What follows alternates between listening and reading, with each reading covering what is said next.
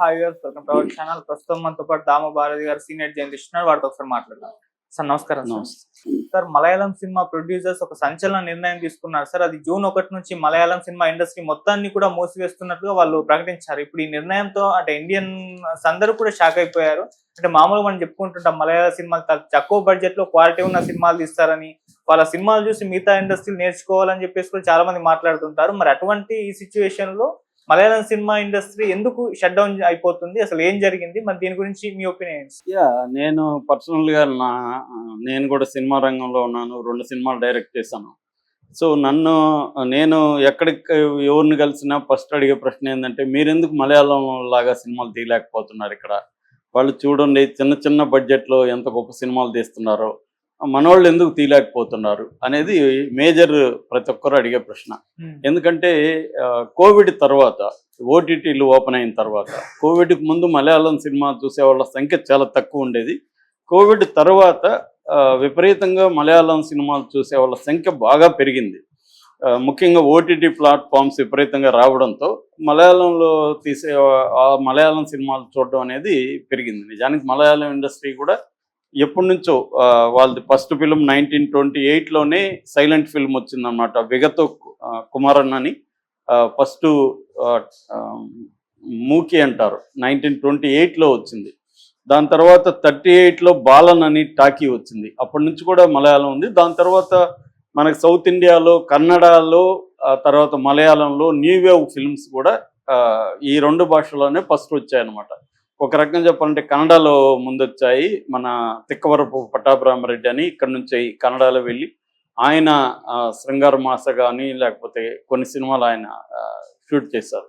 అలాగే మలయాళంలో కూడా ఎప్పటి నుంచో ఉంది న్యూ వేవ్ ఫిల్మ్ మేకింగ్ కానీ, కొత్త టెక్నాలజీ కానీ.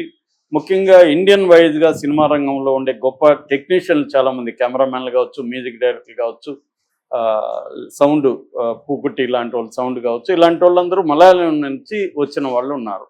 అలాగే మలయాళంలో ముందు నుంచి కూడా ఒక డిఫరెంట్ లైఫ్ని డిపిక్ట్ చేసే రియలిస్టిక్ సినిమాలు ఉన్నాయి. అట్ ద సేమ్ టైం మలయాళంలోనే భయంకరమైన బూత్ సినిమాలకి పుట్టినిల్లు కూడా మలయాళమే.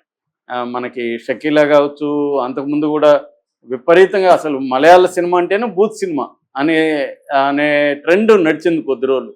చివరికి షకీలా మమ్ముట్టికి మోహన్ లాల్కి కూడా పోటీ ఇచ్చింది. మరి అంత గొప్ప నా ప్రశ్న నన్ను అడిగే వాళ్ళకి నేను చెప్పేవాడిని, అంత గొప్ప మలయాళం సినిమా అయితే షకీలా సినిమాలు కావచ్చు, పోర్న్ ఇండస్ట్రీ అక్కడ ఎందుకు వచ్చింది? అంత గొప్ప వాళ్ళు అయితే మలయాళం వాళ్ళు. అంటే నీకు నచ్చితే చూడు, అంతేగాని అది గొప్ప తెలుగు సినిమాలు చెత్త అని మాట్లాడొద్దని నేను చాలామందిని అడిగేవాడిని. అట్లా అనుకుంటే రెండో ప్రశ్న ఏంటంటే సాహిత్యంలో మలయాళంలో ఒక నవల వస్తే 50,000 కాపీలు 1,00,000 కాపీలు అమ్ముడుపోతాయి. అంటే చదువుతారు. తెలుగులో ఎందుకు చదవరు? తెలుగులో మరి ఎందుకు గొప్ప సాహిత్యం, మలయాళం సాహిత్యంతో పోలిస్తే గొప్ప సాహిత్యం తెలుగులో ఎందుకు రాదు? సినిమా అన్న మార్కెటింగు, ట్రేడు, వ్యాపారం, డబ్బులు పెట్టాలి, డబ్బులు వెనక్కి రావాలి, ఇవన్నీ ఉంటాయి. ఒక కథ రాయడానికి నీకేమి ఇబ్బంది ఏముంది? నవల రాయడానికి ఇబ్బంది ఏముంది? మరి మలయాళంతోనో, కన్నడతోనో, తమిళ్తోనో ధీటైన నవల్స్ సాహిత్యం ఇక్కడ ఎందుకు రావట్లేదు అని ఎక్కువగా అడిగేది సాహిత్య బ్యాచ్ అడుగుతుంటారు. కాబట్టి వాళ్ళకి నేను ఈ ప్రశ్న వేస్తే సైలెన్సే సమాధానం ఉంటుంది అన్నమాట. సో ఇలాంటి ఒక నేపథ్యంలో నేను లాస్ట్ ఇయరే చూశాను ఈ న్యూస్. లాస్ట్ ఇయర్లోనే మొత్తం 2024లో దాదాపు 200 సినిమాలు తీస్తే ఓన్లీ 24 సినిమాలు మాత్రమే సక్సెస్ అయినాయి. మనమేమో ఈ 24 సినిమాలు చూస్తుంటారు మనోళ్ళు, చూసేసి మలయాళం సినిమా ఎందుకు చూడలేదు? అరే బాబు, నేను అదే చెప్తాను, నువ్వు ఎన్ని చూసావు లిస్ట్ అయ్యి, ఎన్ని అక్కడ చెత్త సినిమాలు వచ్చాయి నేను కూడా లిస్ట్ వేస్తా.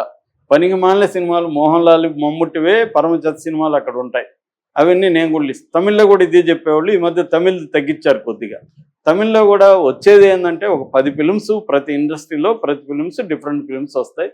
తెలుగులో కొంత తక్కువే కంపేర్ చేస్తే, ఎందుకంటే ఇక్కడ మార్కెట్ వేరు, ఇక్కడ డైనమిక్స్ వేరు, ఇక్కడ ఆడియన్స్ టేస్ట్ వేరు. ఫర్ ఎగ్జాంపుల్ తమిళ్లో ముందు నుంచి కూడా విషాదాంత సాహిత్యం అనేది అక్కడ చూస్తారు. అంటే హీరోయిన్లు ఎంత బాధ పెడితే అంత ఎంజాయ్ చేస్తారు ప్రేక్షకులు అక్కడ. ఇక్కడ ఎంజాయ్ చేయరు. హీరోని చంపేస్తే మన సినిమా ఫ్లాప్ అవుతుంది, అక్కడ హీరోని చంపితే హిట్ అవుతుంది. అందుకని చాలా సినిమాలు అక్కడ కావాలని, అందుకని నేను మెలో డ్రామా సినిమాలు అంటుంటా తమిళ్ని, కావాలనే వాళ్ళు చంపేస్తారు, ఏదో ఒక కారణం పెట్టి చంపేస్తారు, పెద్ద హిట్లు అవుతాయి అక్కడ. ఎందుకంటే వాళ్ళకి విషాదమైన అంతం ఉన్నది కావాలి. మణిమేకలాగా రాసిన ముందు మాటలో కూడా రైటర్ ఏమంటాడంటే తమిళోళ్ళు విషాదాంతాల్ని లైక్ చేస్తారు, ఇష్టపడతారు అనేది వాళ్ళకు ఉంది, ఆ కల్చర్లో ఉంది అది. ఎందుకంటే మా తమిళనాడుకి 9 కిలోమీటర్స్ మా ఊరు బార్డర్. నాకు చిన్నప్పటి నుంచి నేను తమిళ సినిమాలు చూస్తూనే పెరిగాను, ఆ కల్చర్ నాకు తెలుసు కాబట్టి చెప్తున్నా. కాబట్టి మలయాళ సినిమా గురించి కూడా ఇటువంటి ఒక తప్పుడు అభిప్రాయాలు జనాల్లో ఉన్నాయి. మలయాళ సినిమా అంత గొప్ప సినిమాలే మలయాళంలో వస్తున్నాయి, ఏమీ లేదు. ఫర్ ఎగ్జాంపుల్ జనవరిలో మొత్తం 28 సినిమాలు వస్తే మలయాళంలో ఒకే ఒక సినిమాకి డబ్బులు వచ్చాయి. ఆ ఒక్క సినిమా రేఖాచిత్రం. రేఖాచిత్రం నేను మొన్ననే చూశాను థియేటర్కి వెళ్ళి.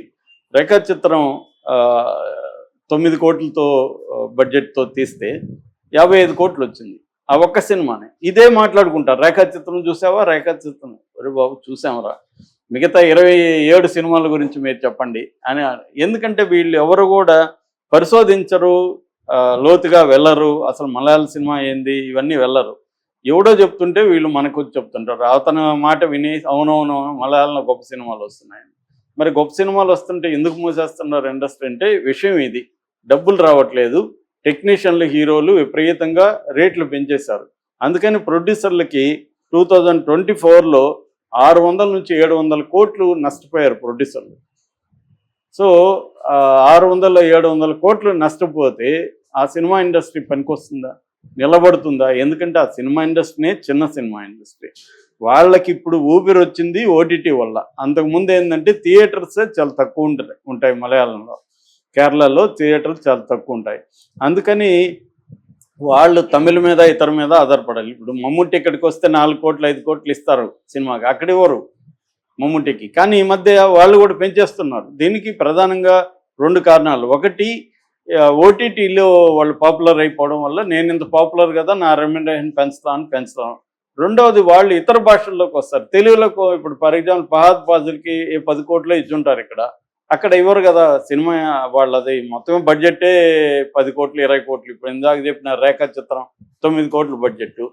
ఆసిఫ్ అలీ అనే అతను హీరోకి ఎంత ఇస్తారు అక్కడ 9 కోట్లలో? 1 కోటో 2 కోట్లు ఇస్తే ఎక్కువ. సో అతను ఇక్కడ కానీ రేపు పాపులర్ అని ఇక్కడ చేస్తాడు అనుకో, 5 కోట్లు 6 కోట్లు మనోళ్ళు ఇచ్చేస్తారు వాళ్ళకి. సో వీళ్ళు అక్కడ చేస్తే రావు.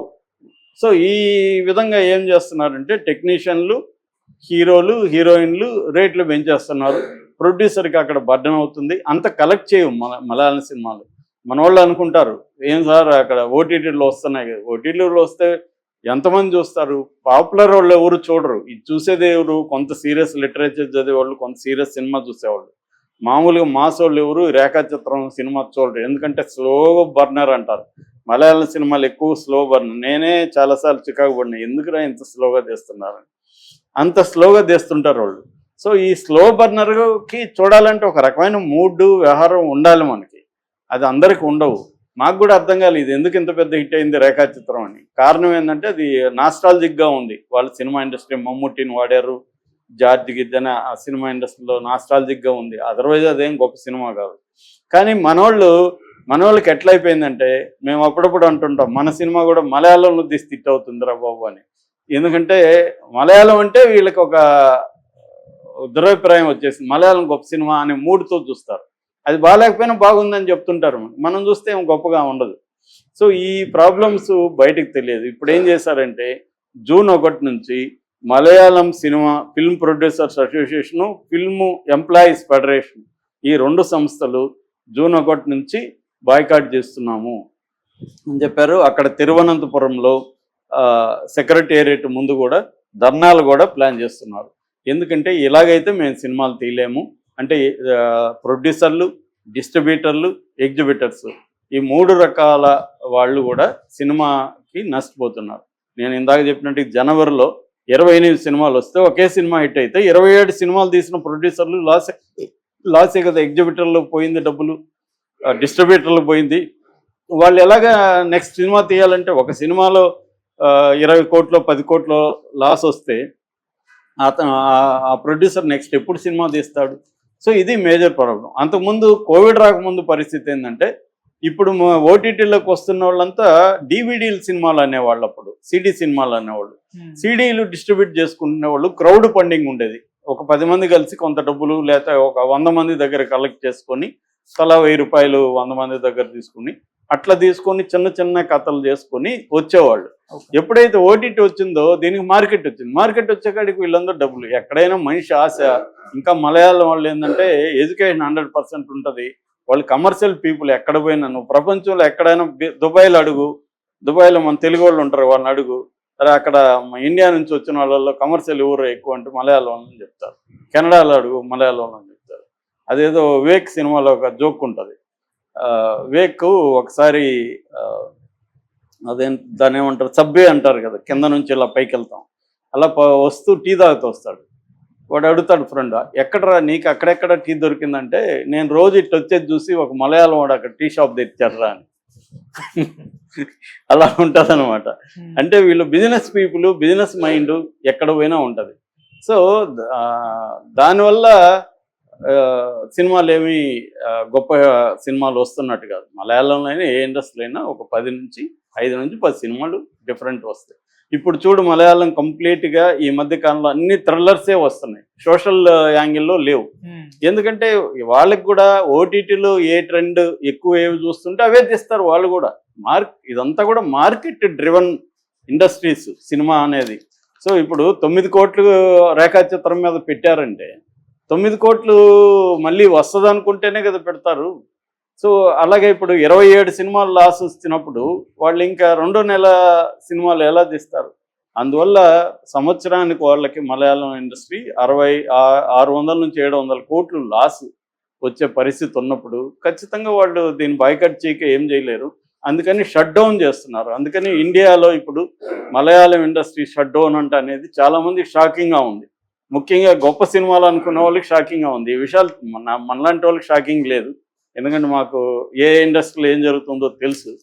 తెలియని సినిమాలు చూసేసి ఓటీటీలో ఇంకేం తెలియదు వాళ్ళకి. ఓటీటీలో బాగుంది, ఎవరో చెప్పారు, ఫేస్బుక్లో పెట్టారు, మలయాళం ఇండస్ట్రీ గ్రేట్ మీరు ఎందుకు సినిమాలు తీయలేదని మాట్లాడడం తప్ప ఇంకేమీ రాదనమాట.